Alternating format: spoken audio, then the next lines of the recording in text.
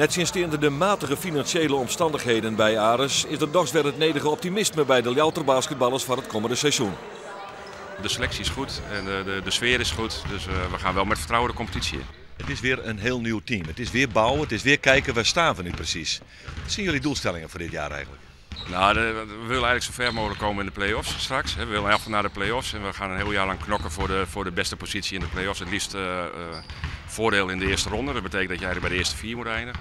En daarnaast hebben we een hele gunstige loting voor de beker, waardoor we eigenlijk vrij makkelijk hoogstwaarschijnlijk naar de Final Four gaan. Dus dat is eigenlijk de eerste kans om een mooie prijs te winnen, is de beker dit jaar. Heb je een idee waar jullie staan met Ares? Om heel eerlijk te zijn, niet echt. Want wij missen een aantal spelers, ook door blessures in de voorbereiding. Nog steeds missen we Tju de Paula. We hebben eigenlijk niet gespeeld tegen Nederlandse tegenstanders en we hebben ook eigenlijk geen idee hoe wij daar ons tegen verhouden. Dus in die zin is het wel een beetje, kijken waar we staan. Rotterdam blikt de Snurtioen de ideale chinstander te wijzen om de competitie te evening. De Rotterdammers hebben de selectie bepaald nog net volslijn en wie een ijs-gimpartij voor Ares. Dat vleeg werkelijk trok de wedstrijd heen. Het eerste kwart van de wedstrijd waar bijna maar een 23-13 vastsprong voor de Ljouters. En in het tweede kwart ging het alweer gewoon terug. De Rotterdammers wierden onvallend onmachtig en Ares liet betieden ongelooflijk leuke dingen zien. Deze mooie 3-punter bij gelieks van Valentijn Liedmeijer, die mooi er wijzen. De Rotterdammers dan bij de vrije bal, ik die wit ze net een verzilvering en dan is Ares sterk in de break. En kinderen scoort worden. Hier, Maya Panay, een mooie try-pointer van Whit Holcomb. En zo is Ares dominant in de wedstrijd en eindigt het de tweede kwart op 54-30. In het derde kwart neemt Ares echt de afstand van de Rotterdammers die dan eigenlijk net meer om basketballen te komen. En hier is weer een prachtige driepunter van Greg Osai-Woman. Moeilijk u te spreken namen, maar hij leidt hem er wel mooi in. En zo is Ares de hele wedstrijd dominant. En deze viel liever zelfs omkomen. Op een ei, de speelder mijn nummer 3, maar die moeilijke namen die hem er heerlijk in dunkt. 81-46 na 3 kwarten.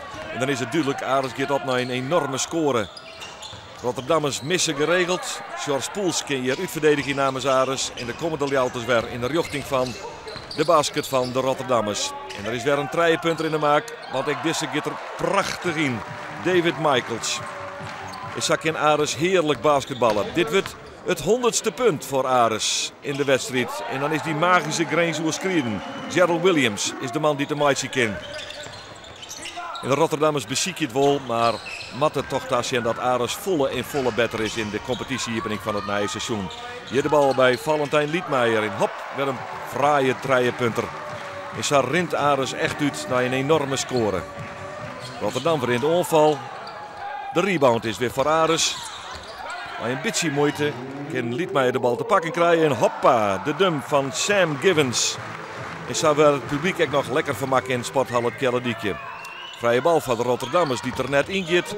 En dan komt het laatste punt van Ares er zo staat gewoon aan. Bal komt uiteindelijk weer bij Valentijn Liedmeijer. En met een 3-punter zet hij de eindstand van 120-64 op het boord. Een mooie overwinning van Ares. Dat mooi, fris, fruitig en energiek basketbal het aan het thuispubliek. Mooi, dat is het idee. Zijn we het daarover eens? Maar vond jij dat ook? Deel je die mening? Nou, dat is wel het hele idee. Dat wij proberen om energiek en met energie te spelen. En dat we proberen iets dynamisch op het veld te zetten vanuit onze verdediging. En als dat wordt gezien en dat wordt herkend, dan hebben we het goed gedaan. George Poels, 120-64. Nou, het is afgetekend, hè? Ja, het is een lekker begin van het seizoen. Het is gewoon een vliegende start van het seizoen. En de enige manier om te beginnen natuurlijk. En, er zijn nog genoeg dingen waar we aan moeten werken, maar het ging redelijk lekker vandaag. En we hadden goede momenten met goede concentratie, dus we kunnen tevreden zijn. Ben je tevreden over je eigen rol vanavond? Ja, ik ben wel redelijk tevreden. Ik bedoel, het was misschien niet mijn wedstrijd waar ik tegen grote centra op sta te beuken, want dat doe ik natuurlijk het liefst. Maar het ging wel lekker en het was gewoon leuk om te zien dat we vlot konden spelen en met plezier. En het is gewoon een goed begin van het seizoen.